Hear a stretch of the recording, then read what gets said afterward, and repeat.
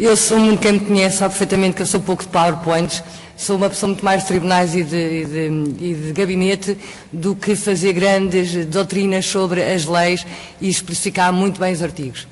E por isso mesmo este tema que me deram dá-me um bocadinho aso a eu falar e perguntar aqui às pessoas presentes mais sobre a vida privada, mais sobre a vida como ela é na realidade e menos sobre a vida teórica que muitas vezes nós temos que, dentro dos nossos escritórios, que nos debruçarmos sobre a mesma.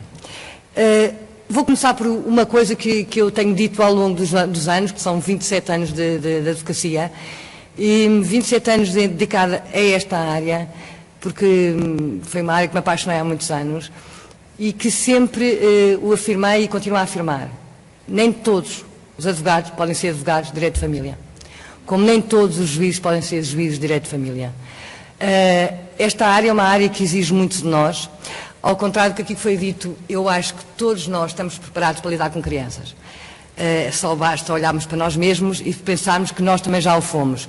E, portanto, muitas vezes o nosso egoísmo de adulto se ultrapassa àquilo que nós somos como crianças. Todos nós temos crianças ao nosso redor, portanto, nós só queremos um bocadinho chegar ao pé delas e tentarmos fazer esse esforço.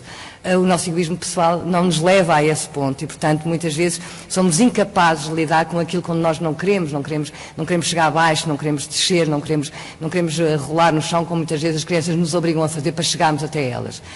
E quando eu digo que nem todos os advogados servem para ser advogados de direito de família, como nem todos servem para direito comercial, que é o meu caso, por exemplo, quero dizer que quem está nesta área, quem trabalha nesta área, tem que ter a total disponibilidade para ser, para além de advogado, para ser também uma certa forma de amigo, uma certa forma de dar, o estar disponível 24 horas, porque estes assuntos não são faturas, estes assuntos não são temas em que nós rasgamos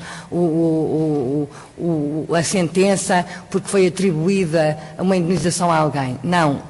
Estes temas são temas que perpetuam durante a vida inteira, enquanto as crianças estão connosco e após a maioridade, porque nós temos que gerir todo este tempo que as crianças chegam até mais além. E nesse sentido, eu considero que os juízes de família têm que ser juízes que têm que estar verdadeiramente preparados para esta temática, sob pena de poderem, com os seus conhecimentos técnicos profundamente apetrechados, inabaláveis muitas vezes, não terem a capacidade de chegar à parte emocional. E esta área, como se vê, é uma área profundamente emocional. Esta parte que me calhou, ainda mais emocional é e mais subjetiva é. Porquê? Porque quando se diz que um menor, por ausência ou incapacidade de um dos pais que fica com as responsabilidades parentais sobre o mesmo são atribuídas ao outro cônjuge e por, como diz o artigo 1903, que a incapacidade desse que fica com as responsabilidades parentais puder ser atribuída por algum fundamento, nomeadamente a morte, ao seu cônjuge ou unido de facto, estamos aqui a falar de uma situação em que é o próprio tribunal que vai aferir essa capacidade. E isso sai muito da esfera do advogado, porque, pese embora seja o advogado que muitas vezes mostra o bem ou o mal daquela pessoa, a verdade é que nós estamos a defender os interesses dos nossos clientes.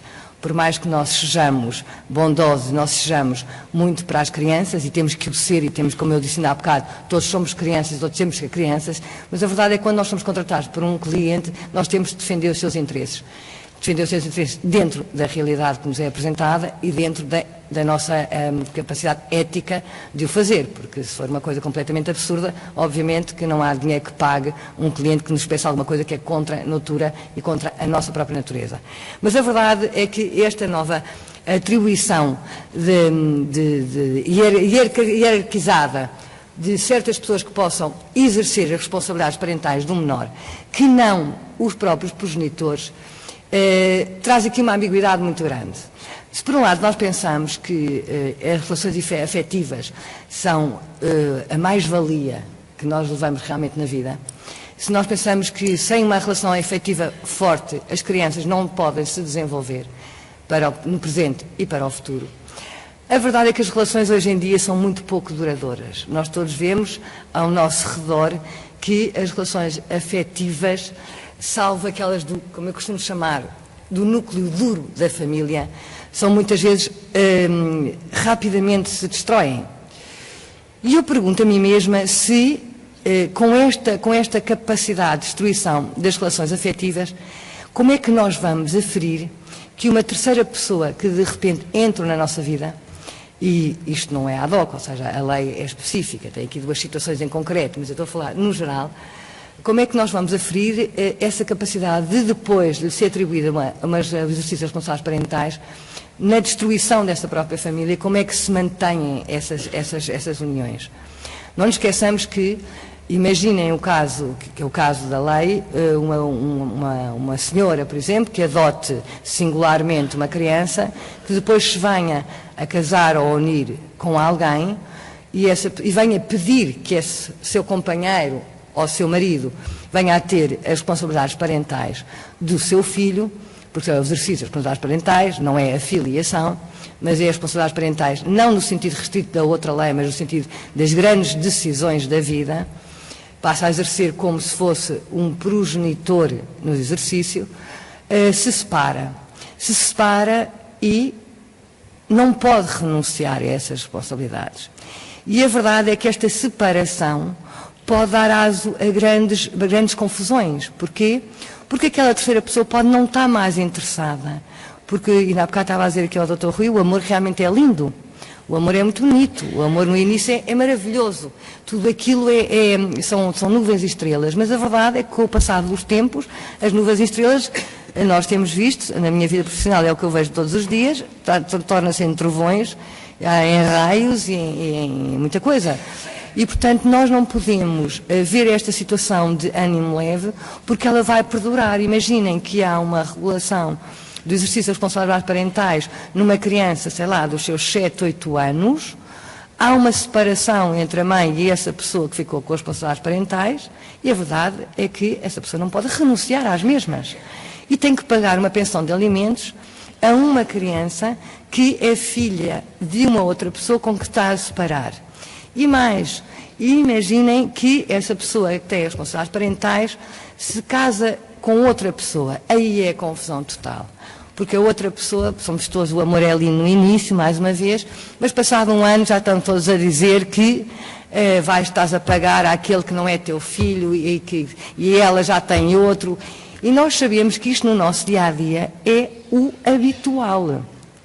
E não é o habitual porque as pessoas são más ou porque as pessoas são mal formadas. Não, é o habitual porque as relações humanas são assim. Nós podemos evitar muita coisa, mas as relações humanas são assim. E porquê que eu nesta lei sou um bocadinho contra aquilo que vem no 1903? Por isso mesmo, porque sendo a atribuição destes exercícios parentais quase um poder do próprio juiz em aferir essas capacidades, eu preferiria que esta lei fosse mais aberta e que aplicasse aquilo que vem no artigo 40 da Lei Popular Civil relativamente às pessoas, às terceiras pessoas, e em que o próprio juiz aferisse quem é que tem realmente a capacidade, que pode não ser o cônjuge unido, pode ser um tio, pode ser um irmão, pode ser um primo, pode ser qualquer pessoa que tenha uma relação afetiva. E um vínculo, porque efetivamente o vínculo afetivo é enorme, mas o vínculo biológico de um normal avô ou avó, de um normal, eu faço isto pela normalidade, porque nós vamos pela normalidade, isto nada se aplica, de um normal tio, tia, primo, é um vínculo que eu acho que é muito mais duradouro do que só o unido ou o cônjuge. E isso nós vemos na nossa realidade do dia-a-dia.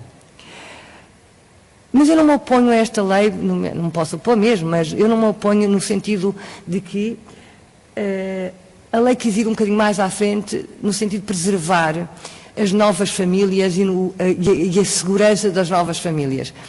Esquecendo-se um bocadinho que essa segurança das novas famílias e as novas famílias também são famílias que se vão dissolver e famílias que se vão reconstruir. E, portanto, caímos aqui num buraquinho que eu não sei se as crianças um dia mais tarde não se sentirão um bocadinho atribuladas com tanta gente a gerir-lhes a vida, porque são, para além das pessoas, das suas capacidades, das suas relações biológicas, também as das relações afetivas. E eu acho que era preferível limitarmos um bocadinho mais este espaço e dar aos tribunais uma fórmula mais ampla de poderem realmente aferir quem é que tem essa capacidade. E essa capacidade da madrasta, do padrasto, eu não sou muito ligada às palavras. Aqui há bocado falava-se que a palavra menor não era... Eu não sou muito ligada às palavras, são o que são. Pode ser madrasta, pode ser, sei lá, pode-se inventar o que se quiser, é o que há. O que tem que haver, e cada vez mais tem que haver, o dar a conhecer não só este tipo de processo ou de trabalho a advogados, a magistrados, mas à população em geral. Eu acho que hoje em dia, cada vez mais, os pais estão afastados das suas obrigações reais em relação aos filhos, e a afetividade conta muito.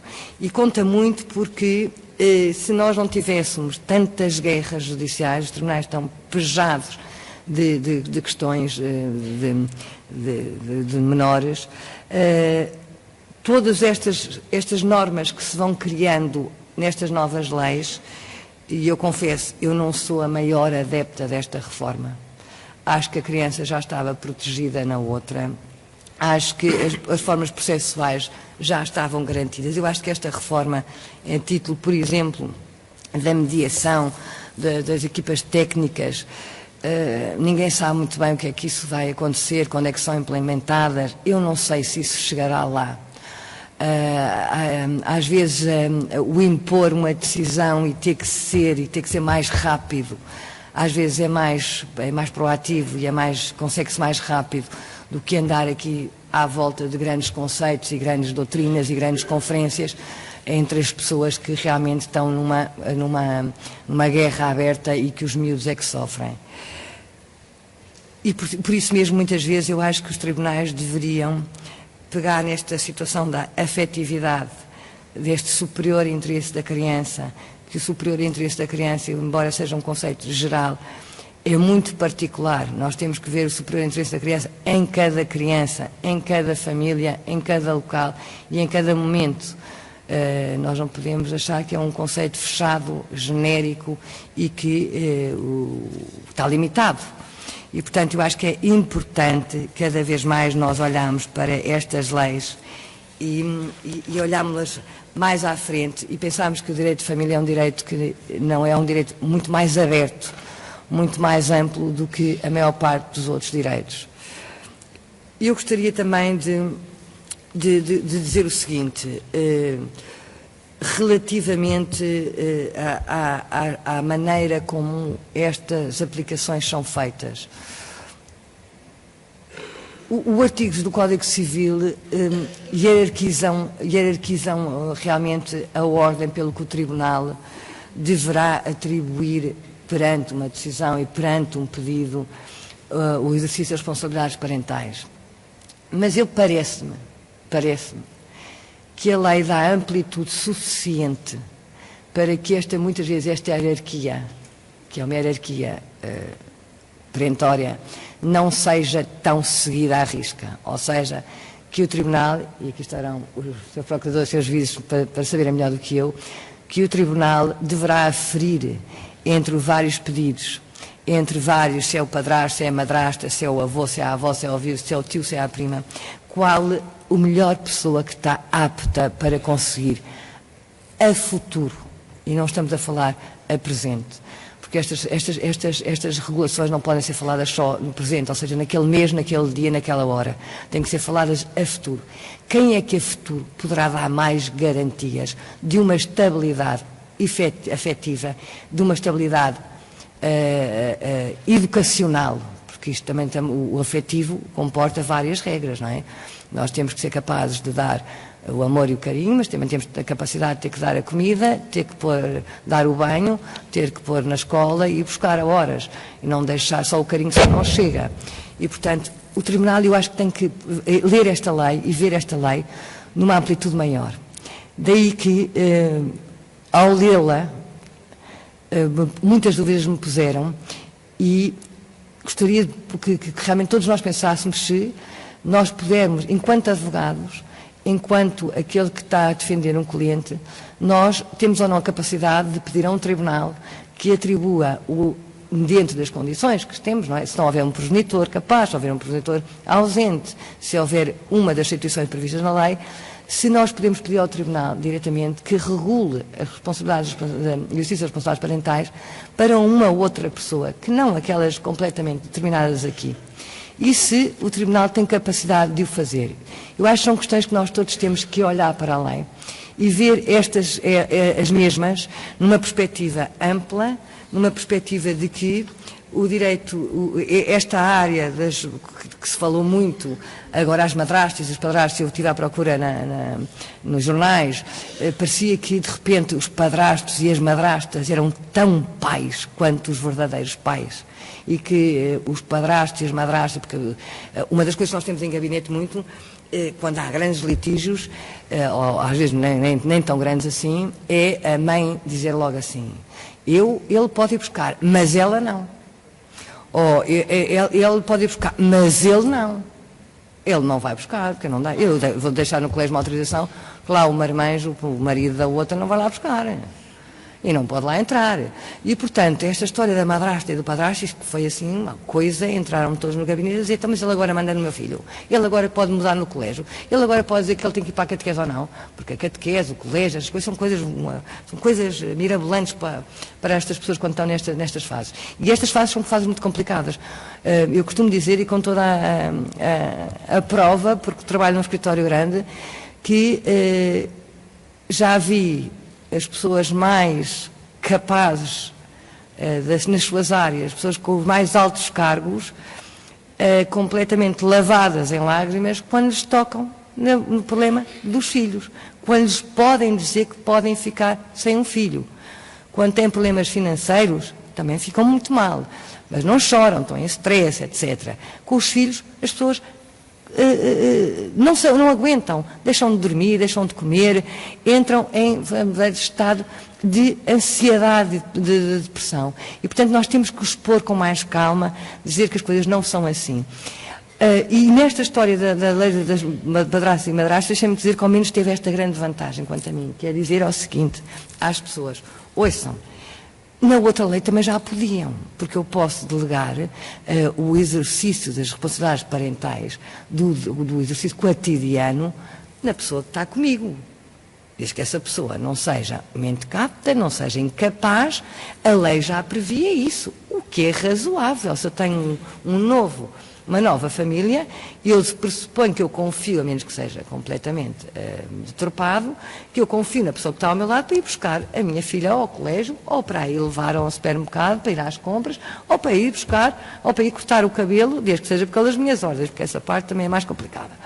Agora, essa parte já existia. Só que as pessoas, quando estão nos divórcios, e especialmente se há um terceiro que entra ou roda, essa pessoa é uma pessoa a abater. E, portanto, como é que se abate? Não pode chegar ao meu filho. E isso não é assim. E, portanto, esta lei nisso teve essa vantagem de alertar para os progenitores que o cônjuge, ou de facto, do outro, tem direitos, tem deveres, tem obrigações. Agora, não tem nada a ver com esta regra. Esta regra é completamente diferente. Esta regra é atribuir, por lei, ao cônjuge, ao unido, aos avós, etc., quando os próprios progenitores o não podem exercer, ou quando a filiação só está estabelecida em relação a um dos progenitores, que é o caso de uma adoção singular. Estamos todos encantados ao ouvir, mas vais ter que concluir, que já ultrapassaste o teu tempo. Bem, concluir o seguinte, concluir que isto ainda é um caminho muito longo que temos que fazer. Eu acho que temos que muito pensar nisto. O Brasil está muito mais adiantado nesta área. O Brasil tem a guarda partilhada em relação ao cônjuge ao unido de facto e em relação ao progenitor. Portanto, nós temos que ainda dar grandes passos, mas é um espaço que a nossa mentalidade, que eu acho, ainda não está preparada, e especialmente os pais em Portugal ainda não estão preparados. Têm que preparar eles mesmos para depois darem o passo mais em frente. Muito obrigada.